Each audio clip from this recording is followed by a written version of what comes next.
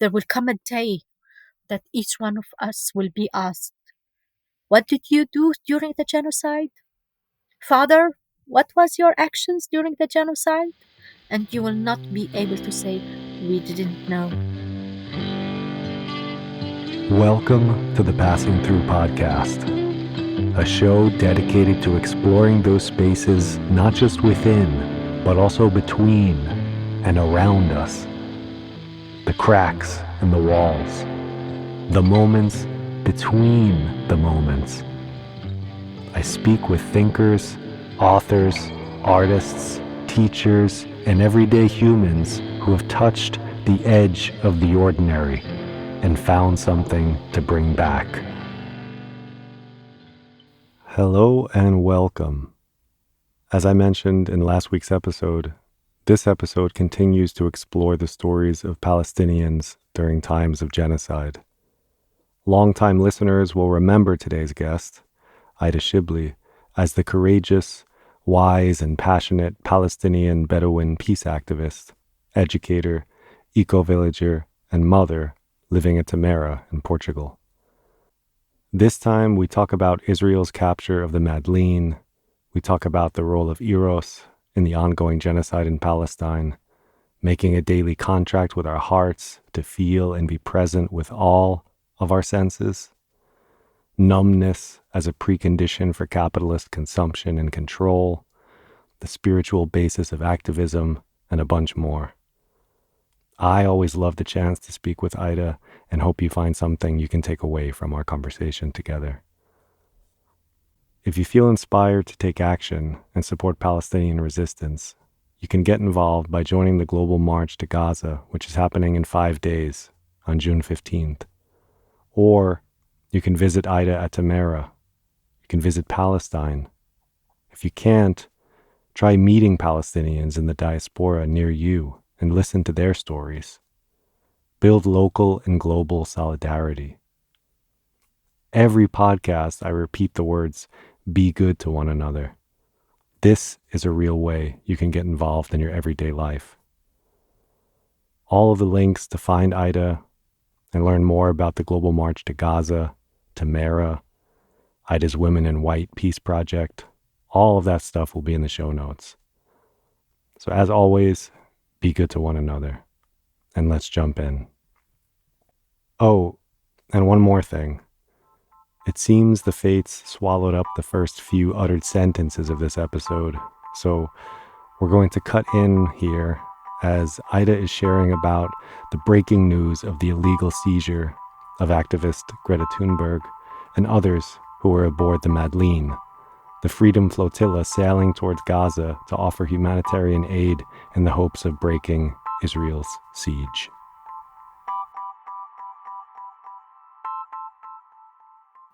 That little bit of hope that we are seducing our hearts to stay alive. And this waking up this morning with the news and seeing the photos of their arrest, something in me broke, and I want to allow it to be broken and not to jump immediately to calm myself or calm anybody else, but just to grieve.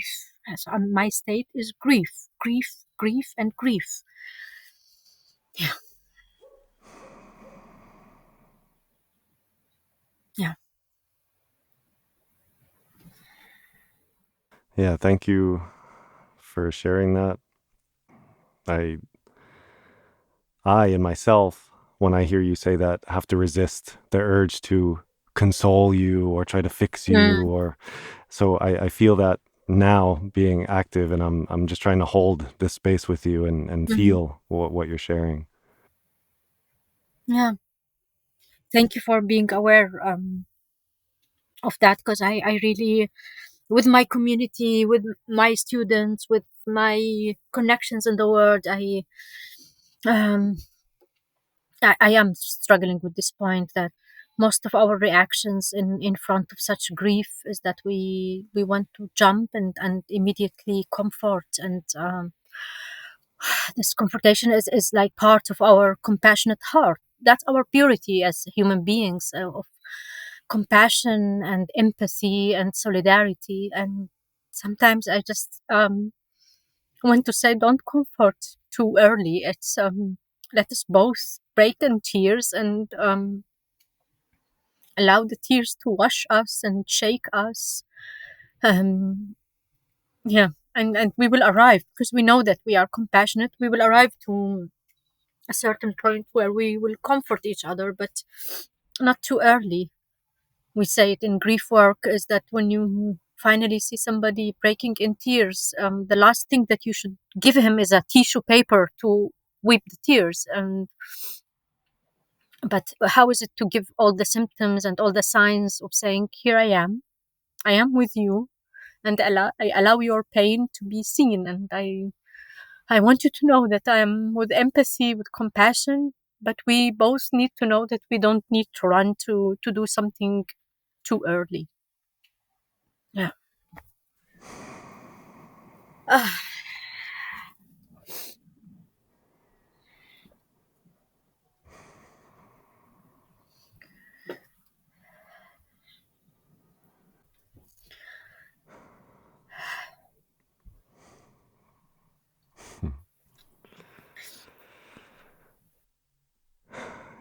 Yeah, for me personally, I've been exploring this topic a bit and sitting with uncomfortable feelings and grief and not giving someone the tissue mm, and just being there with them. And it it feels to me like almost a kind of like midwifery mm, in a way, like a challenging emotions doula or something like that. And I wonder if we spent more time with each other in that capacity, what kinds of interactions we would have as people. mm. Because I was thinking about, I'm sorry if you were about to say something. Go ahead. We will lift this session with the limitation that you don't see me, and it's okay if we. Okay. Because when I knew that I was going to speak to you, I was trying to think of how could I summarize the main question that's been inside of me lately. You know, you're talking about the Madleen. There's so much stuff happening right now. The Madleen is just the most recent in a nonstop barrage of news. And I was thinking about the situation, and a lot of people like to try to frame what's happening in Palestine and Gaza as a land dispute, a religious dispute, an ideological dispute. And I was thinking about this, and I was thinking, what if it's none of those? What if it's more core than that? It's more deeply human than that. It's actually an erotic problem, and erotic not in the sense of sexuality, but in the sense of like human love Mm, and empathy and connection. The things you're talking about here, mm, and if we frame it that way, it seems like we're just not being good to one another. We are mm, not capable of being in eros with one another, and we're willing to risk so much in the name of violence and mm. so little in the name of vulnerability. Wow, what a description! Wow. If I address eros as the vitality of life, as the powers of creativity of life, as the permission to be sensual that we sense. We make sense of the world around us with our senses, with touching, with tasting, with seeing, with smelling, the basic, the most basic natural senses that we were gifted. And this is where we need to make sense of what's happening around us. But if these senses are blocked, we are not in our eros, we are not in that vitality, we are not making love with the world. And so when we are not making love with life and with the world and with ourselves, then for sure our empathy to others is not there. It's not possible to work. And then we are for sure a prey for ideologies that I agree and disagree with you that it's a dispute about this and that. It's all of this manipulated, but the first level that was manipulated is the senses. Is that Hmm. we got fused with a white modernity to make sense in one level, one linear mental level, where profit and material is the most important thing, and we lost contact with the other senses.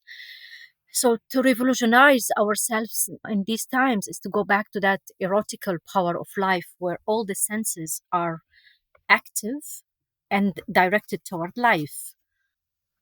And so this is, I think that's the main block that we have there. And that block is in so many places on planet Earth, in humanity. And it is extreme in that place because all the levels of manipulation is super active there. Super. It's like the extremos, the extreme of everything.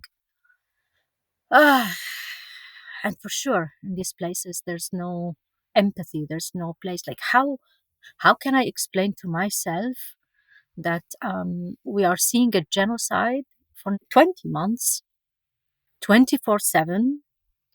Many of us are devastated. Have done all what we can. Millions in the world are rising. I never. I mean, in my 53 years, I really didn't see a topic that brought so many millions at one time, like Gaza. Gaza is Gaza.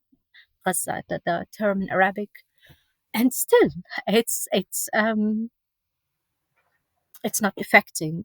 And how is it that there's a deep, deep belief inside of me that says the narrative is changing, the change is coming, the empire is falling apart, and we will see the change. And until that change, we see it in our senses, we feel it with our senses. I need to make a daily contract with my heart to stay open, to stay loving, to not crash. A daily contract. And that daily contract is really exhausting because it's sitting in front of my guides and everyday yoga and meditation and work in the garden and work with children and teaching. And in every moment, signing that contract again and again and again and again. And it's exhausting. It's exhausting.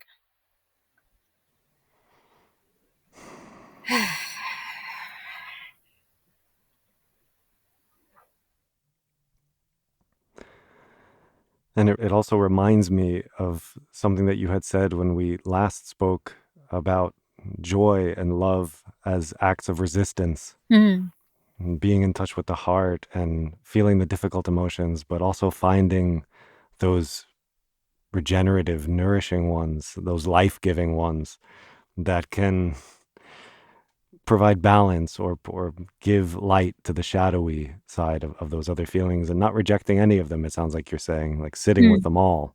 mm. So I really like that. Yeah, indeed, sitting with them all, and I think one of the reasons for the ongoing resilience of Palestinian people in general and our people in Gaza is that Gaza, like many indigenous cultures, the reconciliation with death, the reconciliation with the topic of death, that death is part of life. Until you are dead, you are alive. As long as you are alive, you have to live fully. And so you see people in these tents and in this devastating situation, and still they are producing dances and dabka and food. And today we are in the last day of the Eid, of the sacrifice, Eid al-Adha. And I get videos from connections in Gaza, and I don't believe it. Like something in me doesn't want to believe that between the rebels, people are still try to make sweets. They still keep the customs of the Eid, of greeting each other, of visiting each other, of including each other with the depth of greetings of the Eid, and calling Allahu Akbar and believing. It is so extreme. So it's a lesson of resilience, and a lesson of continuation, and standing alive and joyful in front of all what's happening.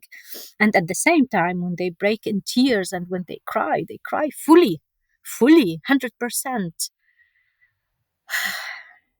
And still, I was recently reading an article about the bias of a thick skin bias. It's called. They made it on healthcare and domestic violence.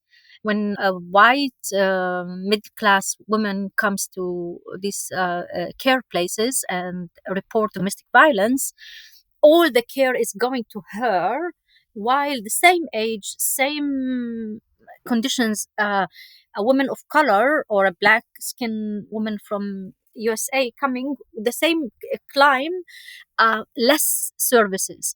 And the research went, if it's based on racism, and actually they found another component, which is a thick skin bias, which says that there is the assumption that the woman of color or black skin woman is so resilient, this traumatic event won't break her.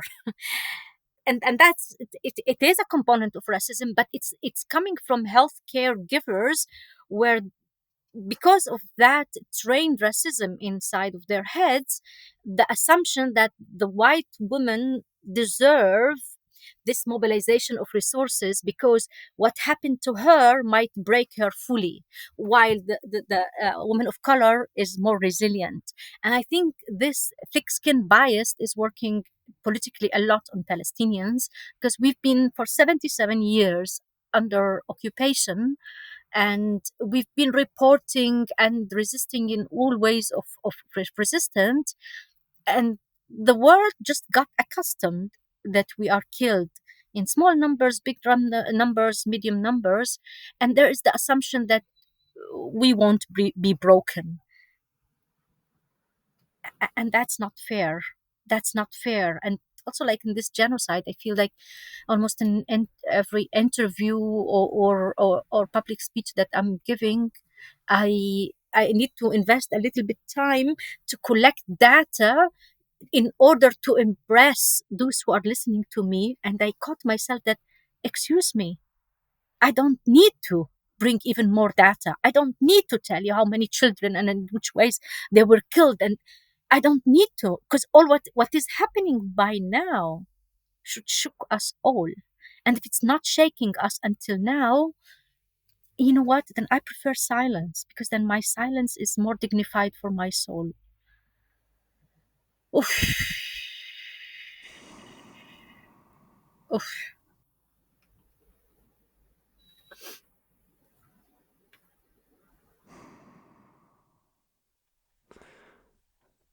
Mm, that really resonates a lot with me. I, I haven't been giving speeches. I haven't been in the positions that you've been in. I'm not Palestinian, but I had the same realization that, yeah, facts, numbers, statistics, all of this information, why does that matter? Why is there emphasis on this? Mm. It's it makes no sense. Any feeling person can look at this, if we are in touch with this erotic, loving, compassionate part of ourselves, can look at that and with just one image, Yeah. one is enough to Mm. say, whoa, Yeah. this is no. So I came to the same conclusion, that I've become increasingly impatient with this way, this line of thinking and this way of framing things in terms Yeah. of numbers, as though a person's life is reducible to a number. Yeah. Now you remind me with this talk with I don't know if I'm accurate with the story, but I think it was Nietzsche that saw an animal being beaten and never spoke again because of that devastating. I need to check it if that's how I remember it. I think it was Nietzsche. Yes. And that's this, I would say this is an erotic being. Nietzsche was in his senses, in his aliveness, in his creativity, in a state of an open heart, and then you see an animal being abused, and that breaks your heart.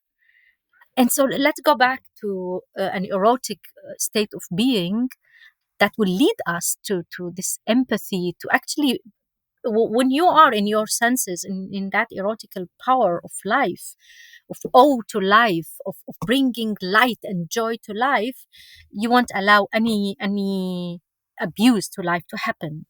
Mm. That state is not wished. Is the most thing that threaten the white coloniality, which is based on capitalism, which is based on consumption, and consumption has to be based on numbness, because only when you are numb you are a good consumer. When you are not a good consumer, you're not good for capitalism. When you are not good for capitalism, you are not good for white modernity. And that's why we need to understand that being in a state of open heart, of an erotical being, and not immediately mixing erotic with sexual, that's a reduction of eros. Eros is that spirit of life, being alive in life, being a living being. While walking you are living, you are fully inhabiting your body and your soul and in contact with all your senses. That's not a wished state, because if you are like this, you are ungovernable, you're Mm. wild, as Eros want to be wild. And that wilderness is not wanted by white modernity.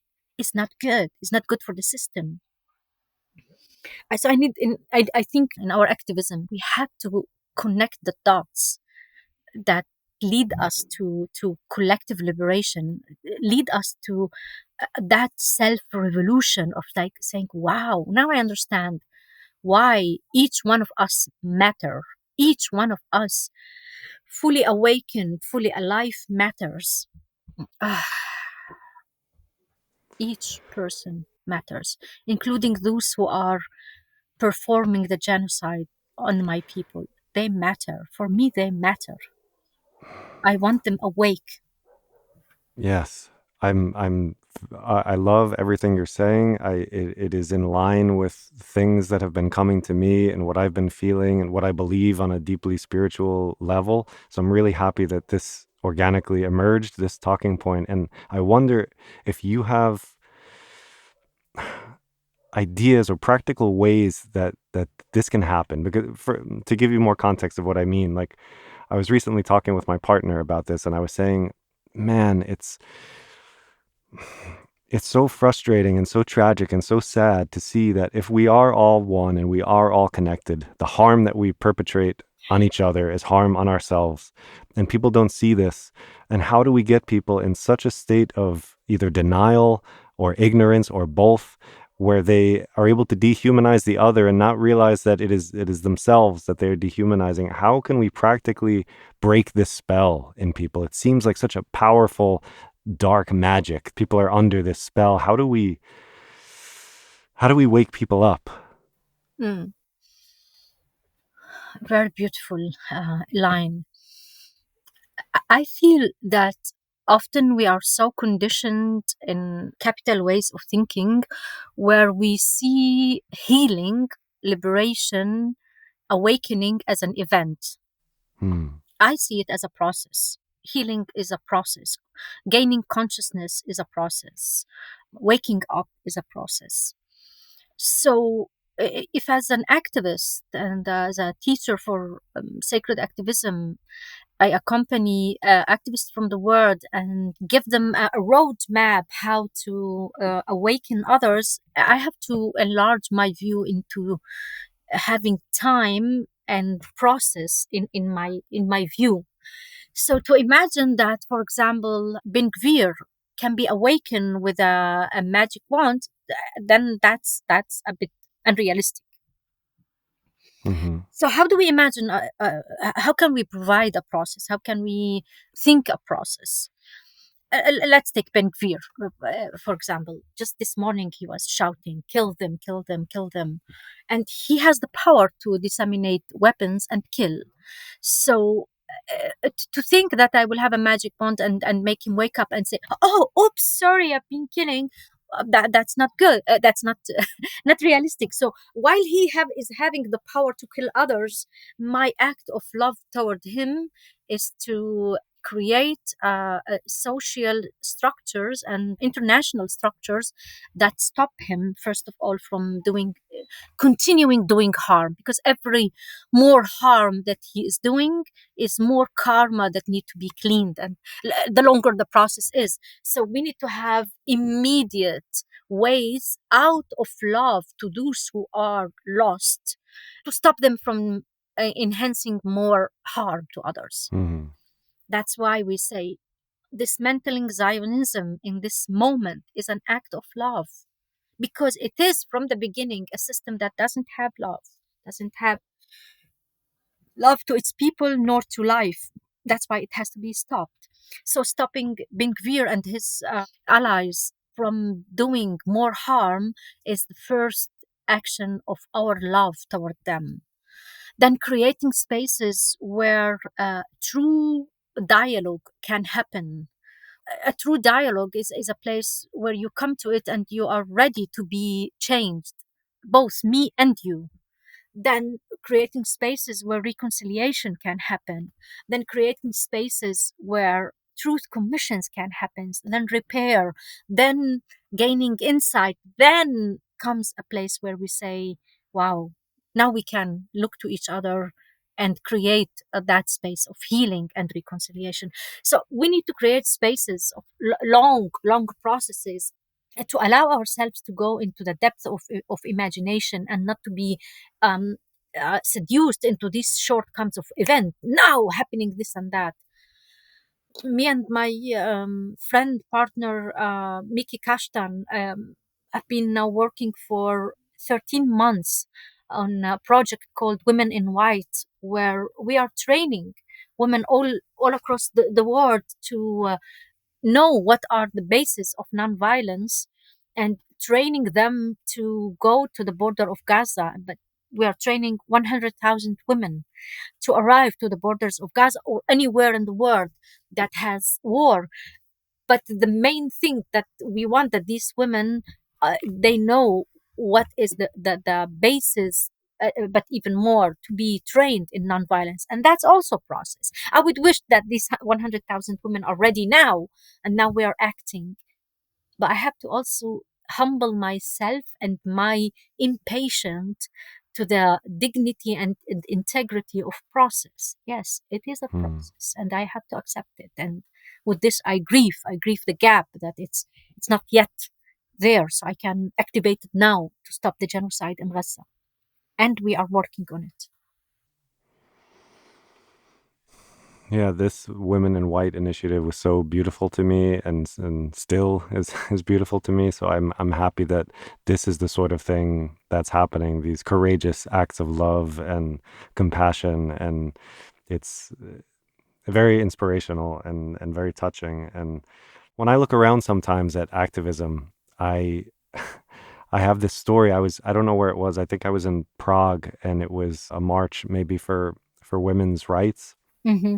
and people were shouting with such fierce anger and rage that they want peace, and like screaming love. Yeah. And it seemed to me like a funny art installation or something, where I was No. thinking, wow, there's a quote by Martin Luther King that I really love, and he says, nonviolence doesn't only mean that you won't shoot a man, it means that you won't hate him Wow. either. Oh. And it's like that. It's like, until we realize that in ourselves we are compromised, we are full of rage and anger, and rightfully so. Like Mm. that's a natural, normal reaction to this stuff. But if it's there, it's an obstacle to getting to that place of healing that love can provide. Yeah, I think it's so nuanced what you're saying, because the anger and the rage is righteously there. It's like we cannot deny it. And for sure, I would love to create community conditions and community spaces and structures where people can transform the anger, the frustration into pure sacred rage and grief, and to act from that sacred rage and grief. And we are not yet there. So I would rather see the crowds going out to the streets with unprocessed anger and unprocessed disappointment and shout, rather being in numbness while seeing women bodies being raped and being commodity, or while genocide is happening. I would rather see that than, yeah, than numbness. And then for sure, I love, and that's my work in Tamera, to create spaces where the consciousness can lead us into places where I work daily not to hate any one of my enemies. But that's work, and I don't want to make it so romantic and so easy work. It's such a damn difficult work, and maybe not all of us we need to do that work. Maybe those who are privileged with conditions that allow us to do that work, let's do it for those who cannot. What I don't want is the numbness, is, and also not the waiting for the perfect conditions and the waiting to the perfect state of consciousness so I can act. I want to act in the face of injustice as pure as I am, and to stop harm. And when harm is not happening, to allow myself to take time, then to choose the right action. But I cannot see that more harm is happening and I'm sitting in my privilege to choose which action. No, no. If you see a child drowning in a river, the most pure and healthy impulse to do is to jump and try to save him. Mm. You didn't check first which race he is, what kind of IQ he has, what. No, no. You just save a child. We save dogs from drowning. Why not a child? So it is really nuance, and still for sure, as long as we have the war structure inside of us and we go to the streets calling out on others who are acting war, then we are in a contradiction, and that's why our work doesn't have a spiritual effect, because we ourselves are having that war structure inside of us. That's why we need to for sure transform all what we have, but first of all to admit that it exists, and not to make us small, that whoa, I still have jealousy inside of me, I still have competition, I still have fear, let's work on it. It's there because we are a result of 12,000 years of patriarchy. We are a result of it, and we are not in vacuum. So to create spaces where without shame and blame we work on these structures and transform them, so we can purify ourselves and be peace seekers and call out wrongdoing with the purity that we are. But let us not wait until we are pure to not stop harm. So all of it at once. Yeah, I have chills when you said that. So yeah, thank you for that. I think that's some tears in my eyes as well. I think that that's a very powerful and important message because the times are urgent. So what you're saying is very very true. And I'm also glad that we're kind of on this topic of like spiritual resistance or spiritual resilience, Hmm. because this seems to be one of the challenges of our time, especially when people like in Palestine, when people are being confronted with annihilation. Like, what does Hmm. spiritual resistance look like in the face of annihilation? And what you're describing now sounds to me like this is how you build spiritual resilience. You come Hmm. together with all of these parts, Hmm. and kind of like it needs to happen in community, in the presence of others, and the Yeah. others, not just a community of people who you like and who you Hmm. agree with, but especially those who you don't. Yeah. Indeed. Indeed. I would say that reflection or waking up or consciousness is only reflected consciousness. So you cannot just do your work and think, "Whoa, I'm doing it. I'm purifying myself. I'm getting rid of all these." War structures, but you do it in the daily life, in when you are rappelling with others on the queue to taking food, and on the queue to the laundry machine, and on the bar, or like, and in the daily life. This is where you check, am I really in that process advancing, and and being confronting the structures that I have. Yeah, it is within community, and it is with the community, especially those of the community who point out to you your own blind spots, because each one of us, and that's where the ego dilute us. I look at the mirror and I think I'm the most beautiful and enlightened whatever person, and the friend who is maybe sharing with me the beloved, and we are not in common spirit all the time, looks at me and she actually points out the blind spots of me. And actually this is where the places that I need to listen, and because most probably she's seeing something that I don't see. And if I do believe that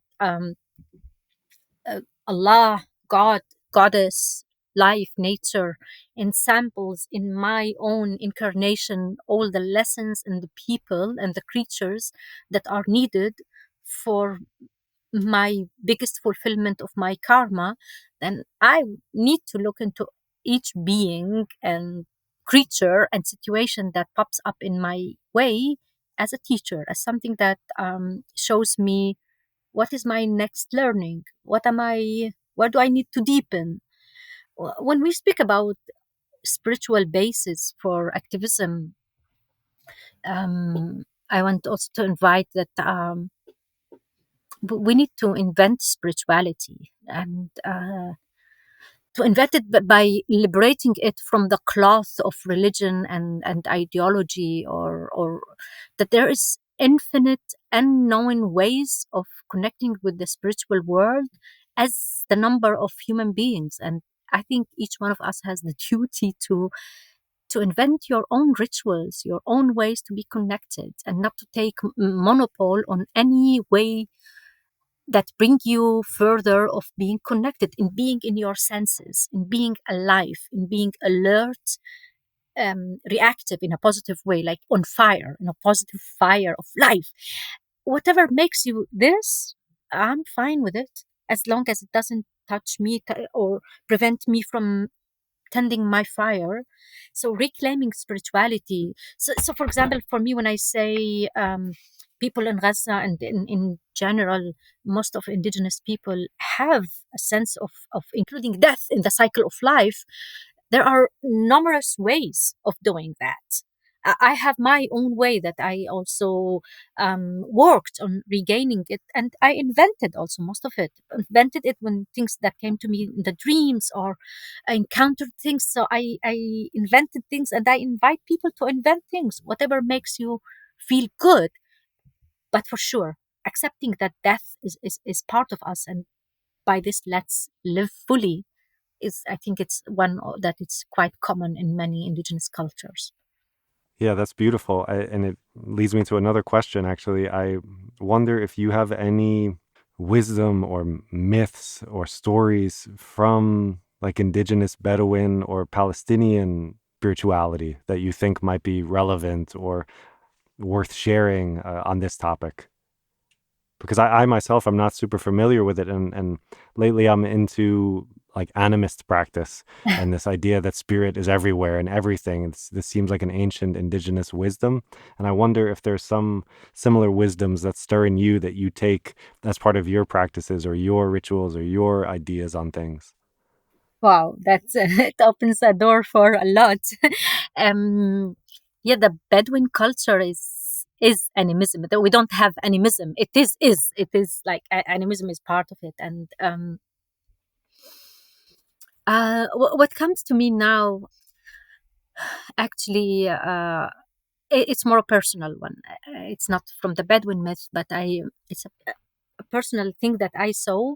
I just shared it with my partner 2 days ago, and it came to me a few years ago. And I checked it with some of our elders who still exist, and then they told me that what I saw actually is a myth that exists in the Bedouin culture. So it goes like this: I saw myself in a certain situation, a medicine situation, where I did something actually in my erotical life that was not accepted to my people. It was ahead of time.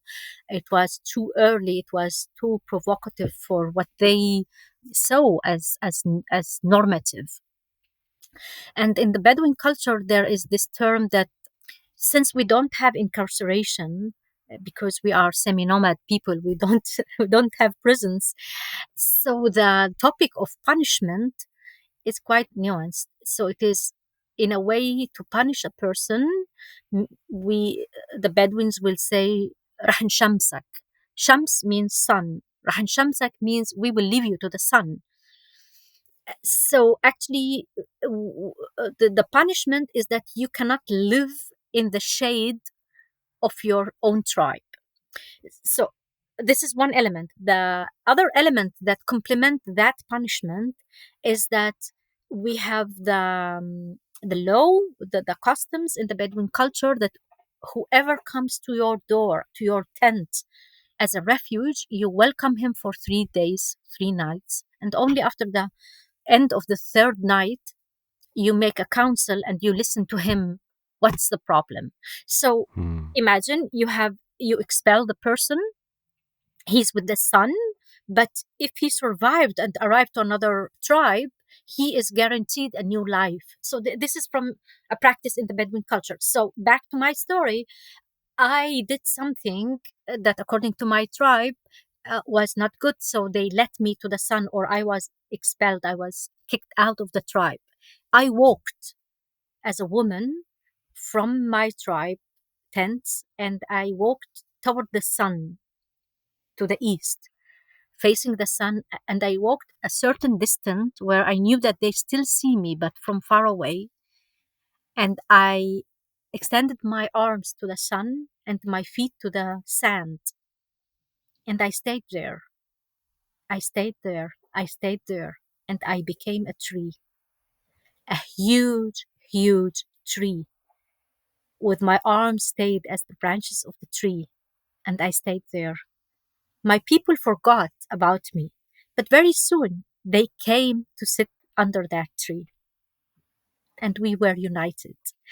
And I received this like some years ago in a very special situation, as I said. And then I checked it with my elders in the village back in Palestine, and they spoke about a mythological being in the Bedouin culture like this. And it was interesting. I am a researcher in the Bedouin culture, and I always ask questions. And I asked a lot of questions. Nobody told me about that story. I never knew it. And suddenly it came to me in that situation, in that vision, in that dream. So I went to the elders and I confronted I asked about that story, and they said, yeah, it is in the Bedouin mythology, that it exists. And so it brought me to this place. What is the method of cultivating mythology and stories, and what is the responsibility of listening to our senses and listening to stories that comes to your body? And then you are the carrier of that story, and then you go back to the elders and ask, and they then confirm, yeah, it is in the mythology. So this is ways of recovering our mythology. I love that so much. That's Thank you for sharing that. That's exactly the kind of thing that I was looking for. So thank you. That was beautiful and amazing and mysterious, and everything about it is great. So Mhm. yeah, Thank you. Yeah. Thank you. Thank you. Wow, I feel now toward the end of our time, my heart is lighter than we started. And maybe this is what we need to, that's the quality of midwifing in these times. You see, like, my people as a collective is dehumanized in a size that it is unbearable. And every space that we amplify a Palestinian voice, that's antidote to that dehumanization. Yeah, we give a space to that wisdom to appear, to be celebrated, to be seen. Maybe that's an answer for your question. How can we be with each other in these times? Yeah. So thank you for also bringing me back to the wisdom of my beautiful people. the again, I have tears in my eyes. So thank you. for getting me in touch with my own senses to reduce that numbness that we spoke about.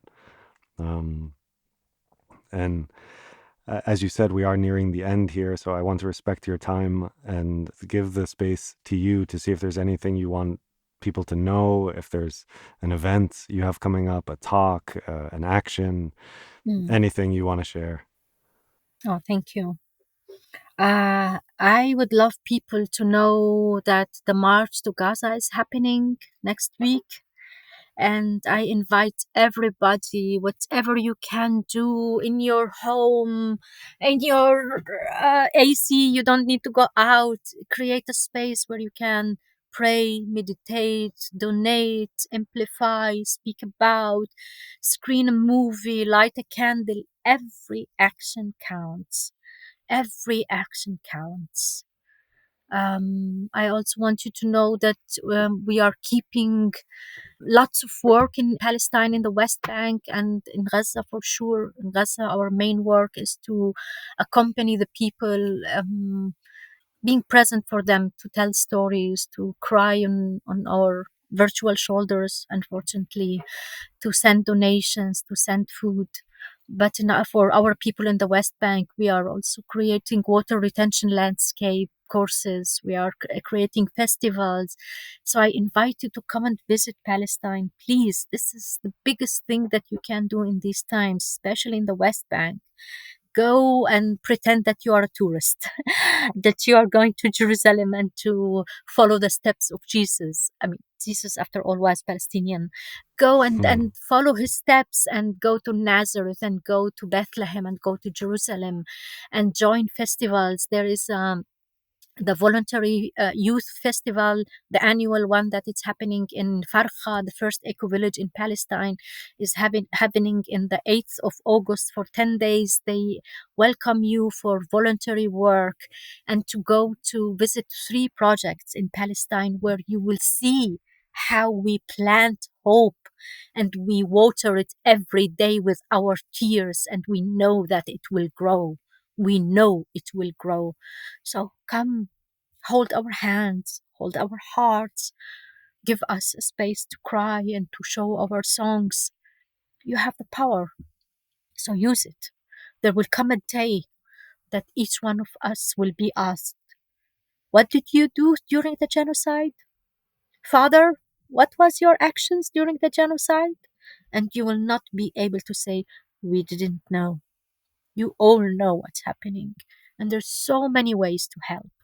And if anyone wants to contact me personally, that's how I put myself in service for our people in Gaza and in the West Bank. I use my time and capacities to be a channel, to be a bridge, to inform you, to let you know how to act, how to pray, how to be with. Come and visit me in Tamera. I love to see good people, and that's that's already a lot. Thank you again so much, A'ida, for passing through with me again, and just everything you do, your energy, your love, your kindness, your softness, your presence, your wisdom. It's always a joy to speak with you, and I'm just grateful to sit down with you today. Thank you, my dear. Thank you. Yeah, lots of gratitude and goodbye. Free Palestine.